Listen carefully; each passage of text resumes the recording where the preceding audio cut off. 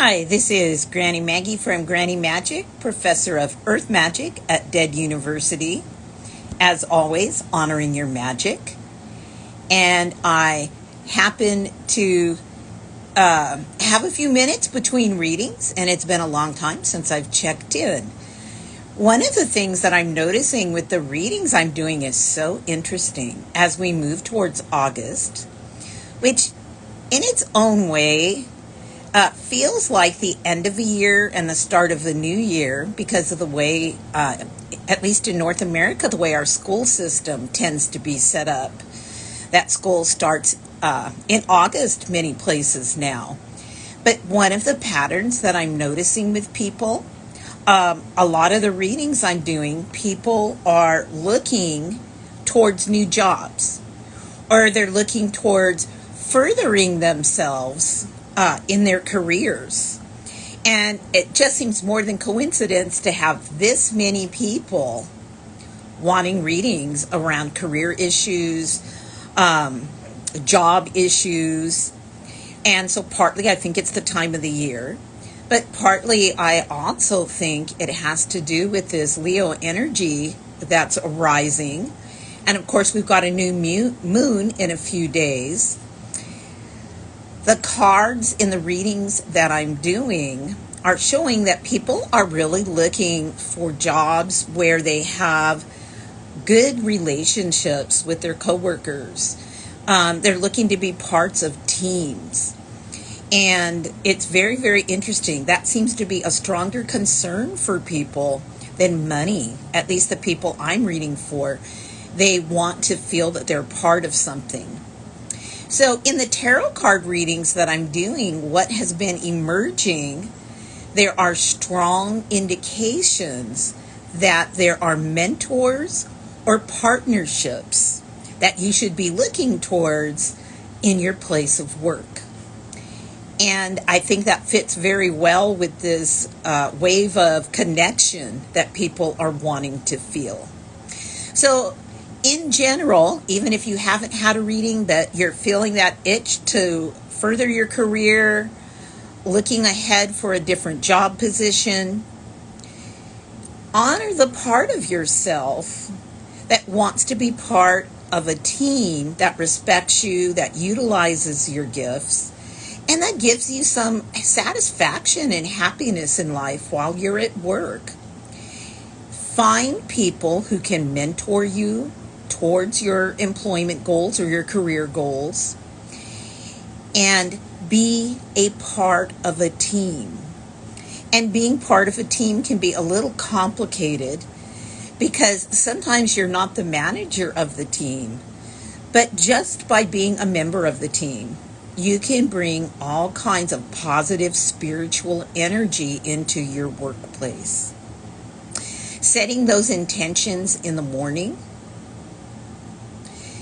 at your desk, if you have a desk, even setting out crystals such as calming amethyst, communication crystals, even such as sodalite, putting a little dish of salt with maybe rose petals and lavender in your desk drawer or tucked away somewhere to absorb that negative energy and put out some peaceful vibes into your workplace. All of those things will really help. Setting some affirmations for yourself in the morning so that you empower yourself to be a full member of that team and that you can encourage and inspire the people around you, that you can send out that positive energy that they'll respond to.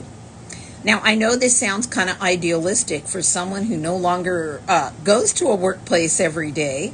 I do remember what that was like. And I do know there are people who are actually right now in toxic workplaces and they want to know what they can do. So even for a toxic working place, setting the intentions, giving yourself positive affirmations in the morning, wearing protective jewelry, black tourmaline. Don't go anywhere without your black tourmaline. Bracelets are even better because they're completely against your skin. And then every night when you get home from work, shower and cleanse that negative energy off. Do it intentionally. If you don't have a salt scrub and you have a shower, at the end of your shower, just put a little bit of sprinkle of salt on that soapy washcloth and give yourself a wash and say, I cleanse away all negative and stagnant energy. I cleanse myself from any energetic ties that no longer serve my highest good. And get that energy off yourself on a daily basis. So I hope that works, and I wish all of you the best who are looking for work. Someone just asked a question. How do you know if your intentions are manifesting, if things are moving ahead? Well, it's interesting. It depends how far along you set your goals. Sometimes the intentions we set are rather broad and they're a little bit far off. And the universe doesn't always manifest our intentions either in the most direct fashion, in our opinion, or in the way that we might have laid out for that intention to manifest.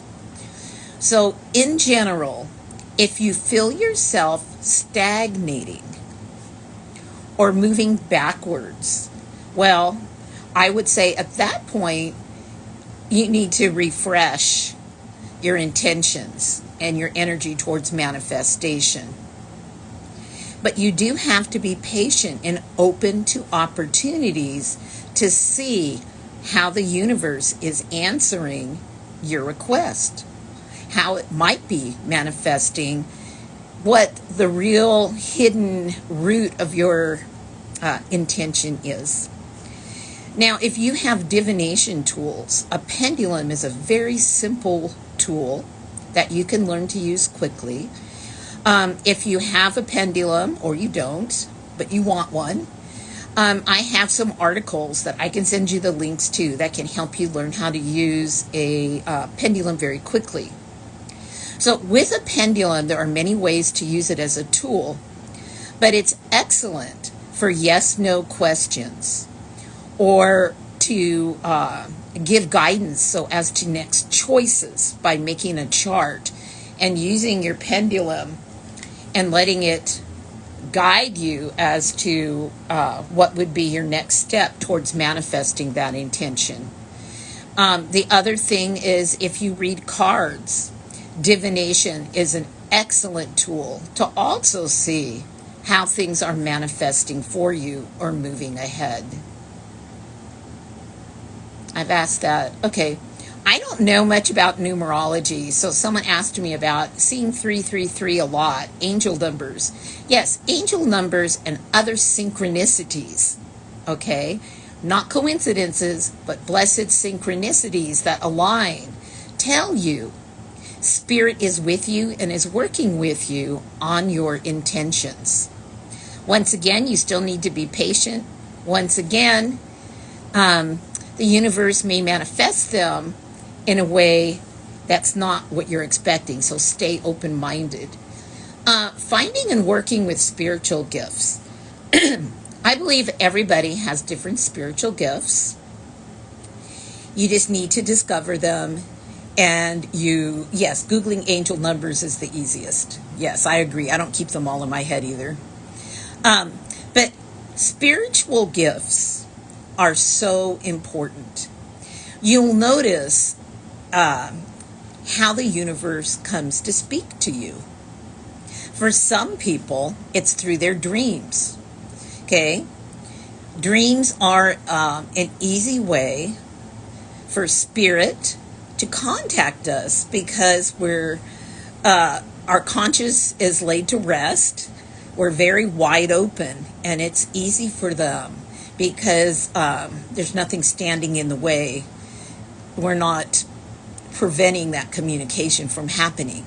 For some people, you might notice dreams. If you're noticing a lot of dreams, keep a dream journal. Every morning when you wake up, whether you remember your dream or not, write it down.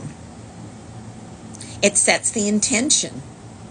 And then every night before you go to sleep, You also, in some way, set the intention of inviting spirit to come in and communicate with you through your dreams.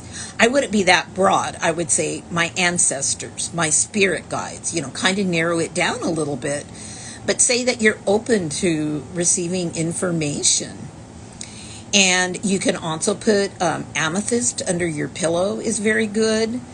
I've posted some things about different herbs, that you can put under your pillow as well. Hops, wormwood. There's a lavender. There's a lot of them that you can use that can help with dreams. Some people are seeing numbers everywhere. Okay? Sometimes that's part of a gift when you're open and universe is speaking to you through numbers. That's a communication. And you can start to learn to work with that. And with angels, that probably shows maybe you should start working with angels. And there's easy ways to call angels in. I find working with the pendulum is an excellent place to start for people who have spiritual gifts. I tend to combine the pendulum with tarot cards, but divination is another way to open yourself to spiritual gifts. If you set aside a time for yourself every day when you're not going to be interrupted, and you can meditate. Now, by meditation, I don't just mean the Zen meditation like I learned, counting your breaths, but also there are excellent guided visualization meditations on YouTube where you can ask to meet your spirit guide, to connect with your angels. And taking that time and investing it is one of the best ways to grow your spiritual gifts. It's all about really being open, setting aside the time and the energy. There are other things that you can do. You can make sure that your home is cleansed so that the energy flows freely. You can cleanse yourself so that things are flowing freely, your chakras are clear, and that it's easy for spirit to get your attention and to communicate with you. So cleansings are excellent also to help develop those spiritual gifts.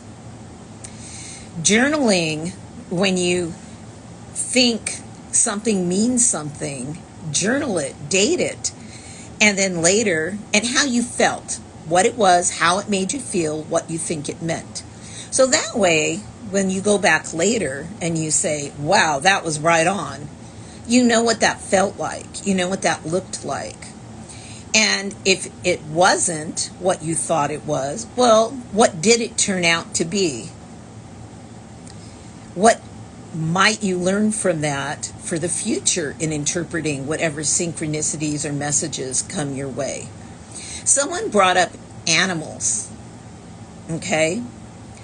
The animals around us offer wonderful opportunities also for connecting. We're very, very close to them. One of the things that you can do is talk to your animals. Start communicating with them and then waiting for a communication back. I think a lot of people receive communications but doubt them. Have faith in yourself. Write it down and journal it. You can double check it. Think of it as a scientific experiment. Rather than doubt, have faith that it has something to teach you. Okay? And you'll figure out what that is by going back and looking in your journal. Nature is another way Spirit has an easy conduit for reaching us and speaking to us. There's something about getting out into nature. And of course, the plants, the animals, even the rocks, they have consciousness. They have souls in a sense. And there are spirits there.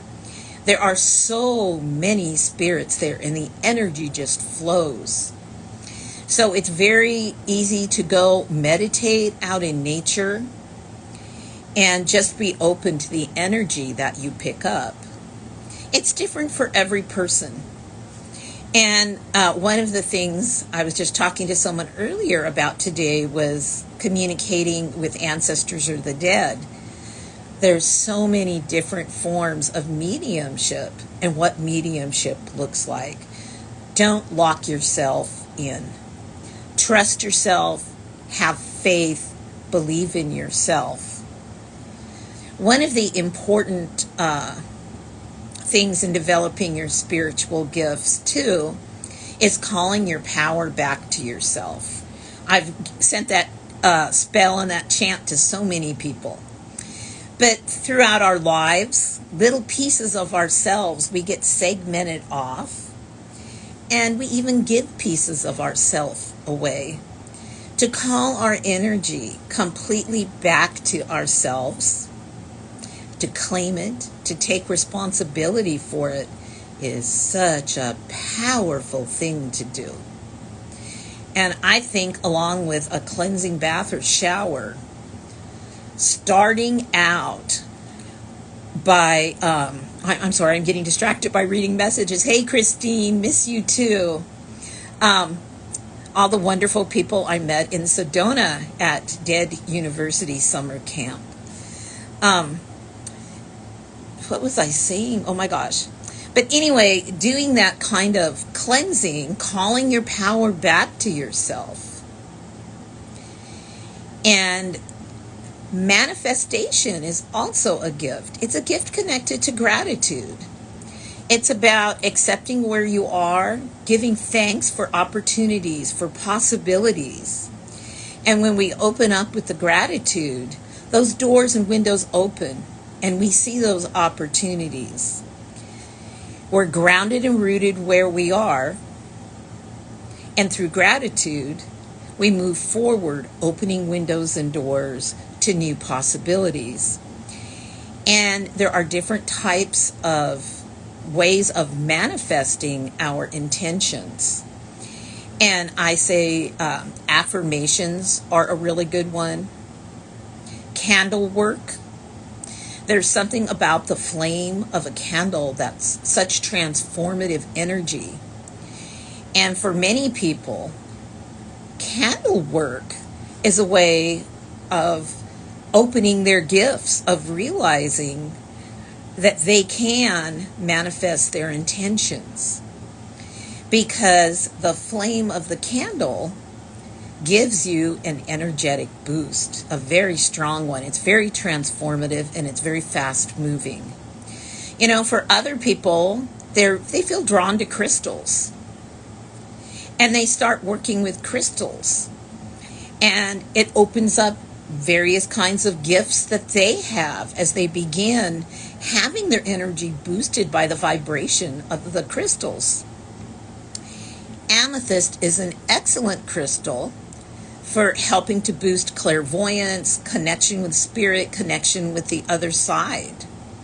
Divine love, inexpensive and readily available.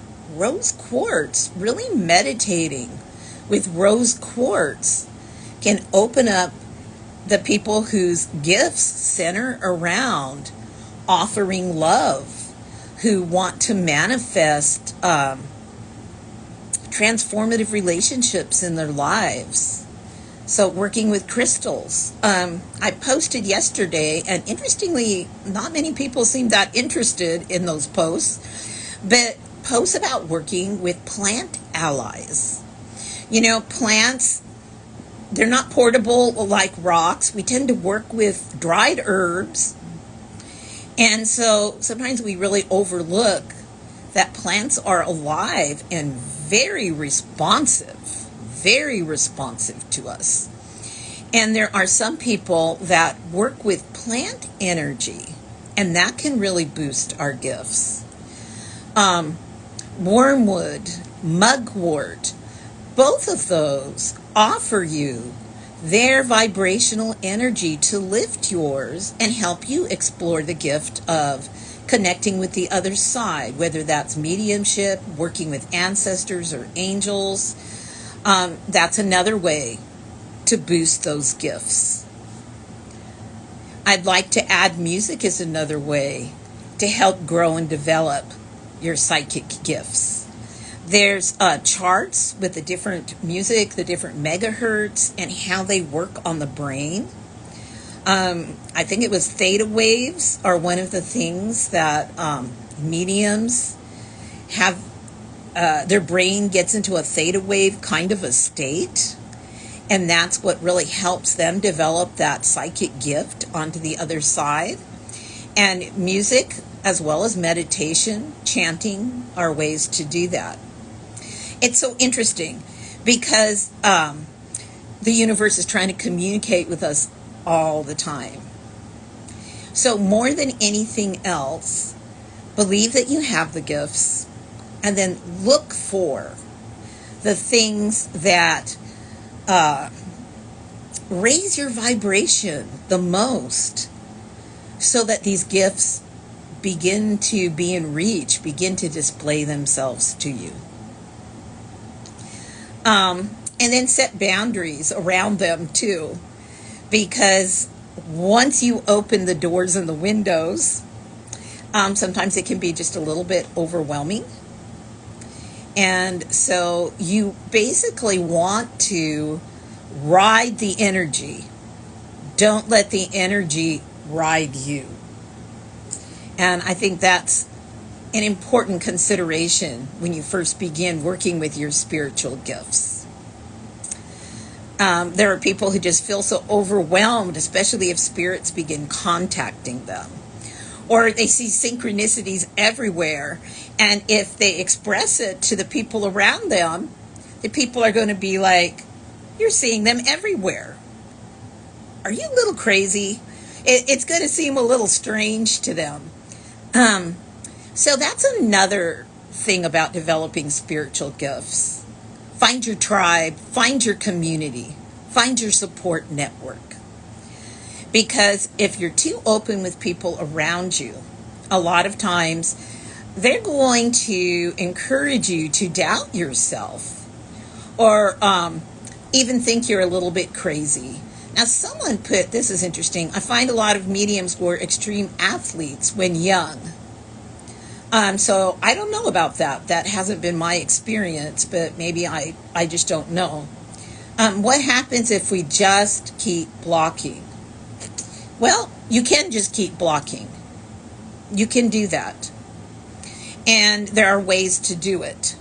But the gifts don't go away. However, I've had people want to communicate with an ancestor in their life, or a spirit guide. And when I attempt to help them with that contact, I've received the message back that the person doesn't want them, that doesn't want to talk to them, really doesn't want guidance, because they've pushed that contact away so many times. So if you have blocked it many times, it may take a little more energy and a little more effort to bring it forward. Now, somebody talked about I'm blocking out of fear, and I understand that. I set very clear boundaries. Growing up, I was fortunate to be in a family that understood this type of thing. My father's side and my mother's side were spiritualists. So this flowed very naturally in my household. Nobody doubted me. And in fact, they're the ones that gave me my first tarot deck. It said, "We don't have a card reader, you're it, tag." And I'm like, what? So I was the card reader. But one of the things that bothered me when I was a child, I had no control over my dreams.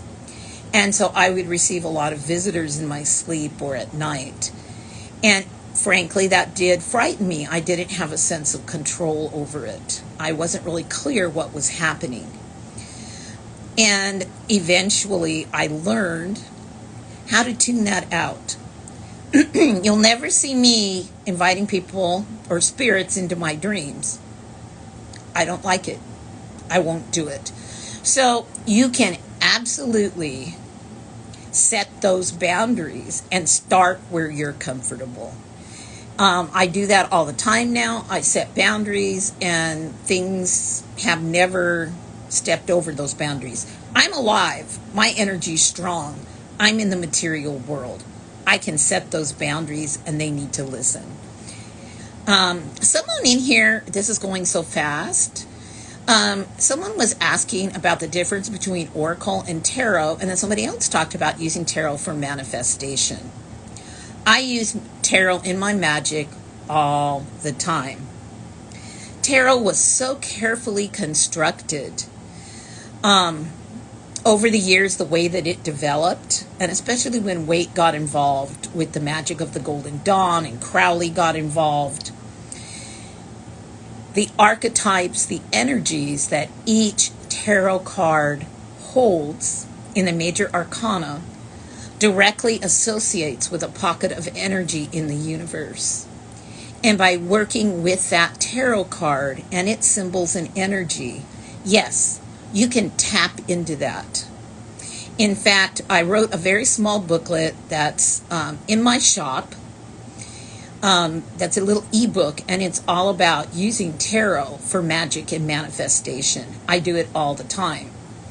Oracle cards are a little different. Oracle cards, they're not tarot cards.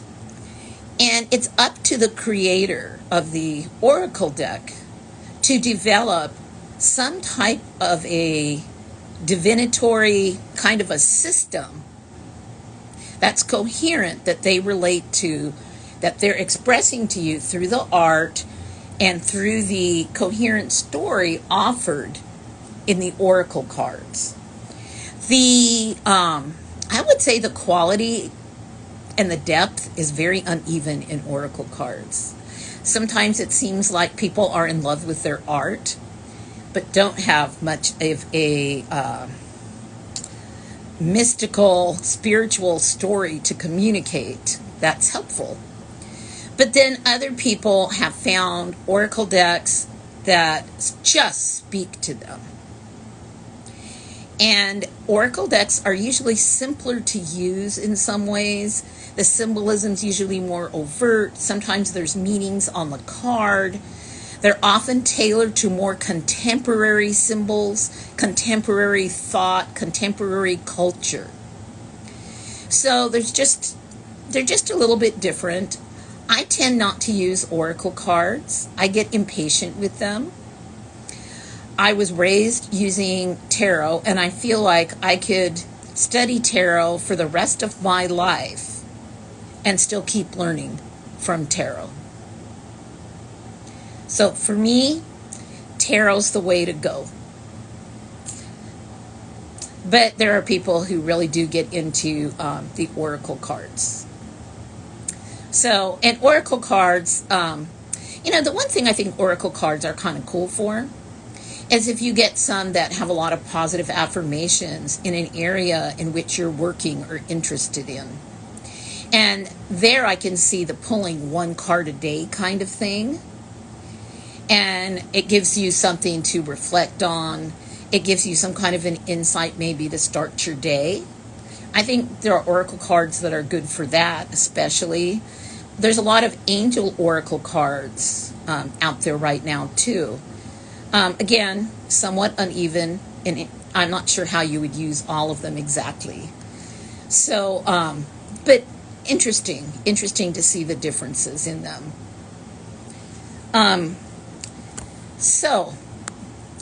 Well, this has been nice to reconnect with people. I was an hour early for my readings today, so I just thought I would just jump in and see what's on people's minds and where you're at right now. And we're looking ahead to another full moon, new moon. And remember, the night before the new moon, which I think will be August 3rd in North America, is the night of the dark moon. So save that night for your final big release of what it is you want to let go of for this period before you launch with the new moon, setting those new intentions for manifestation. One of the things when someone asked earlier about how to tell if your intentions really are manifesting, the night of the dark moon, the night before the new moon,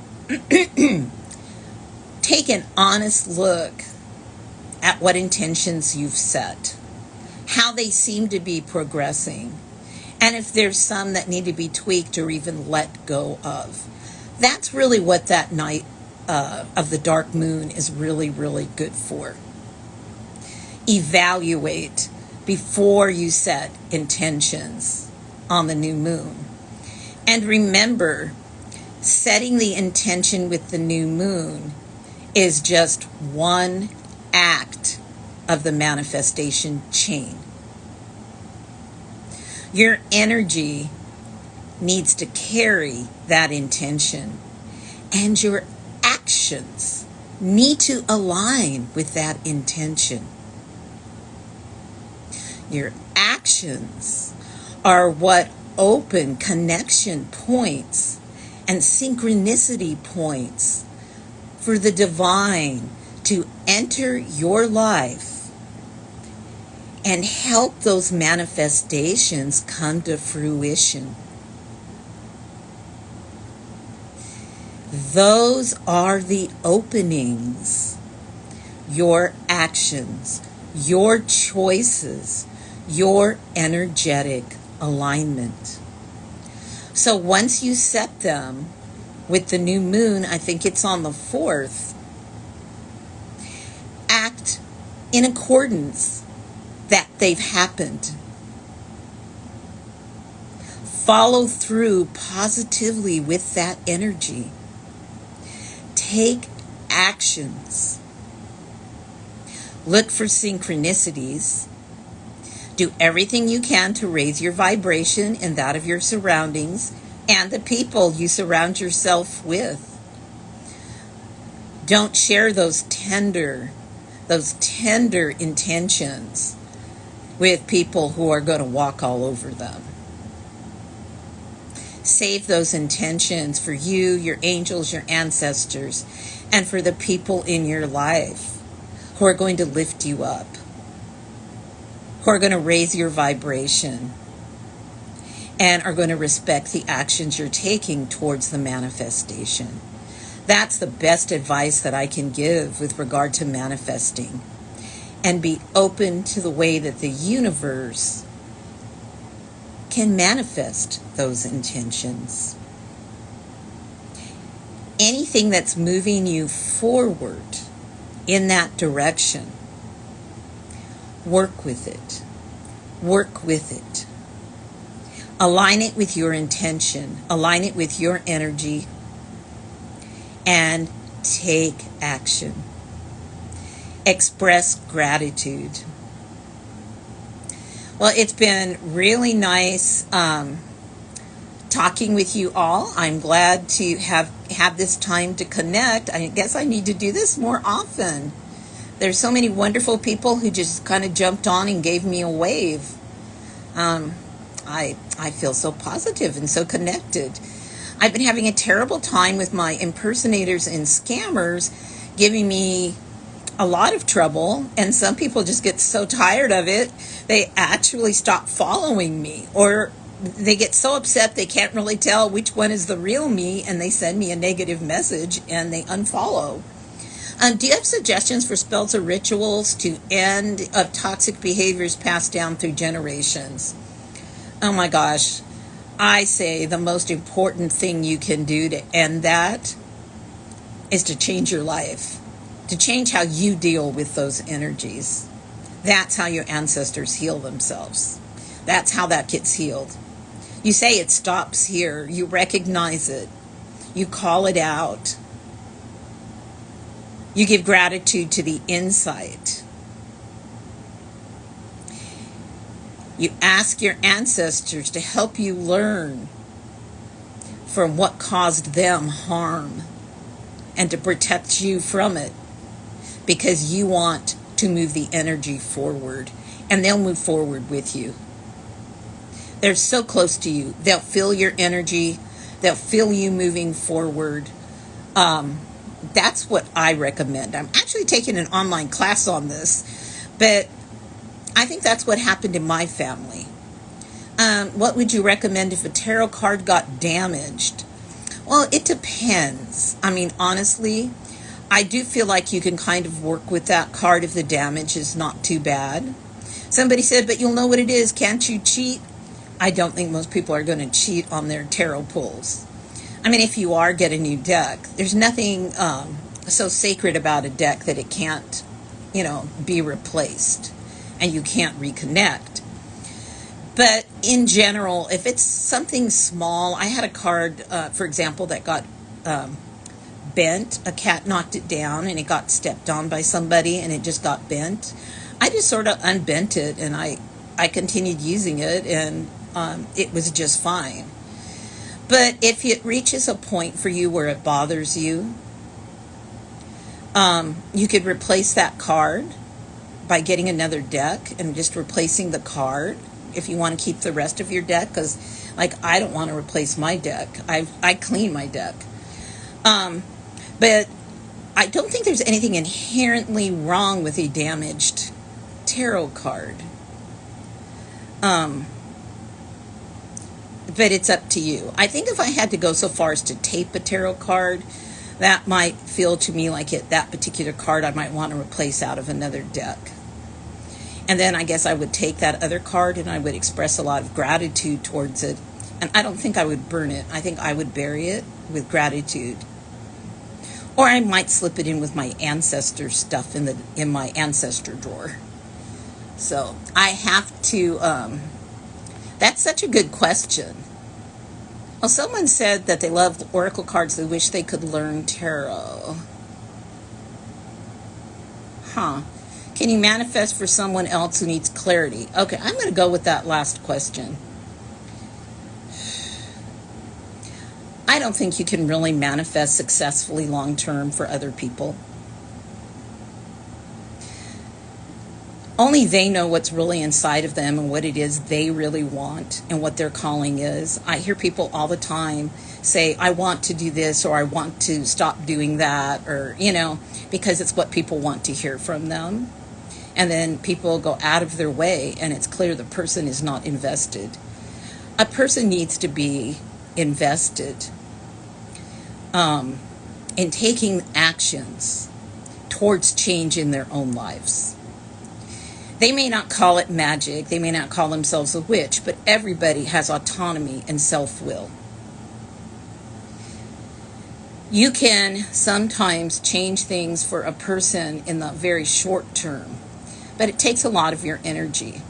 And in the long term, it's that person's energy that needs to really be involved, especially if you're trying to save them from something. Because there's a lot of deeper stuff usually at work that you aren't really truly aware of. The other person might not be either.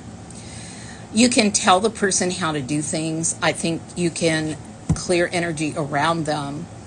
You can send them good intentions.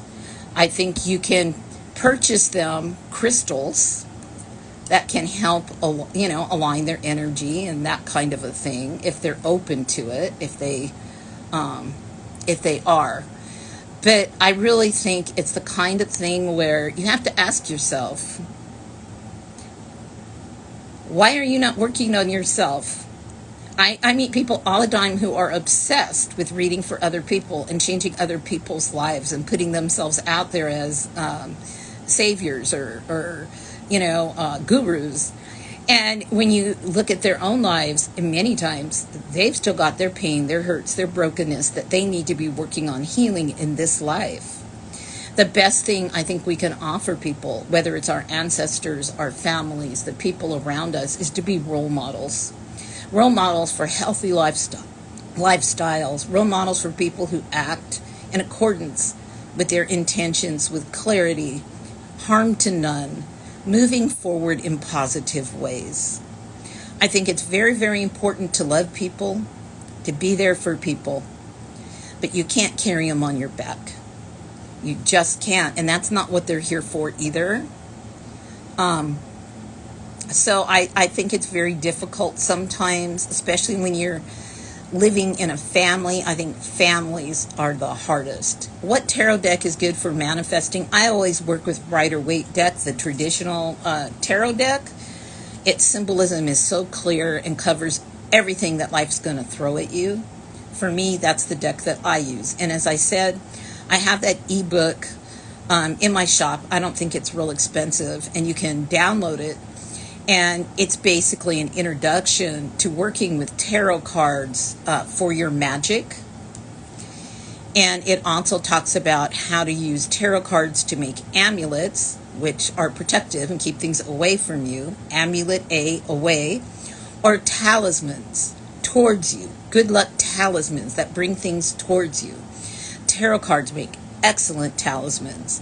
You can print them out on the computer in any size that you need. You can carry them with you tucked in a bra. You can print them out small to put in a little mojo or a little, bag of magic intentions. There's so many ways that you can work with tarot cards and their imagery to manifest.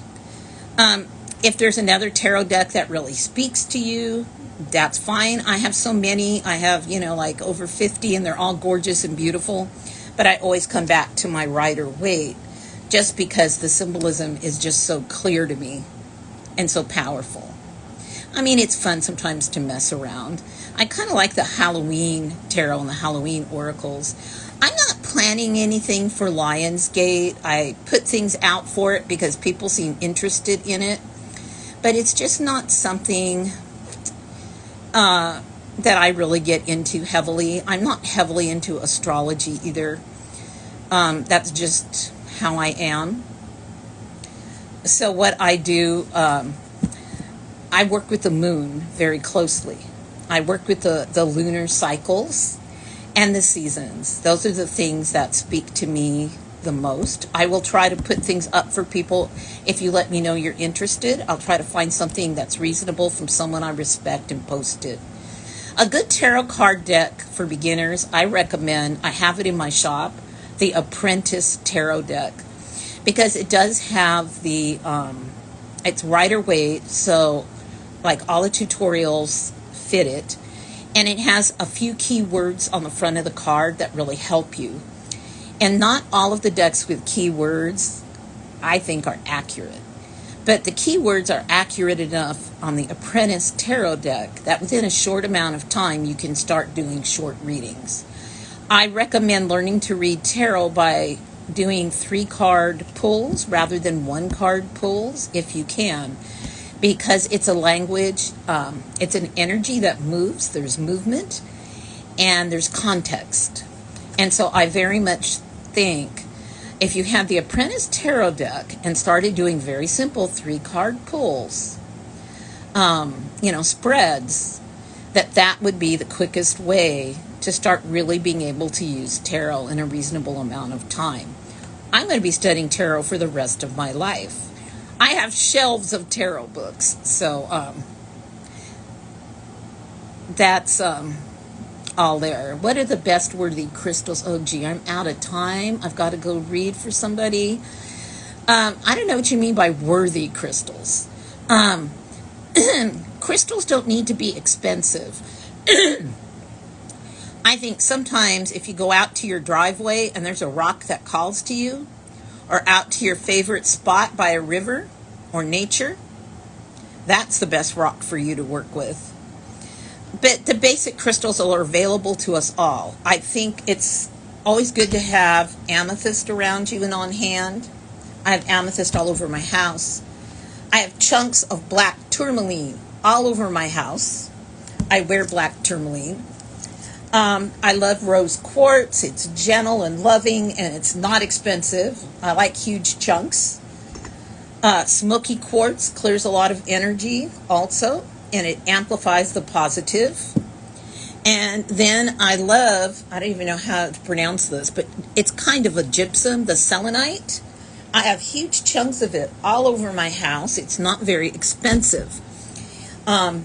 And it just does such a wonderful job of constantly transmuting negative energy and cleansing it and turning it into something positive. So I feel like angels like it. I don't know. I just feel like they do. So those are some of the stones off the top of my head that I work with quite a bit. They don't need to be expensive, although I have gotten addicted to Moldavite rings. Got addicted to Moldavite rings. I had dismissed Moldavite early on because I thought, hey, that seems like kind of a something they're pushing to make money. And then I put one of the rings on and I was like, oh my God.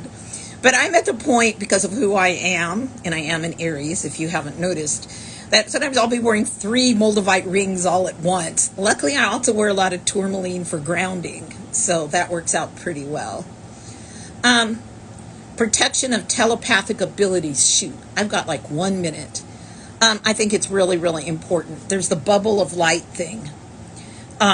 There's just boundaries, and in the morning expressing that you're setting those boundaries.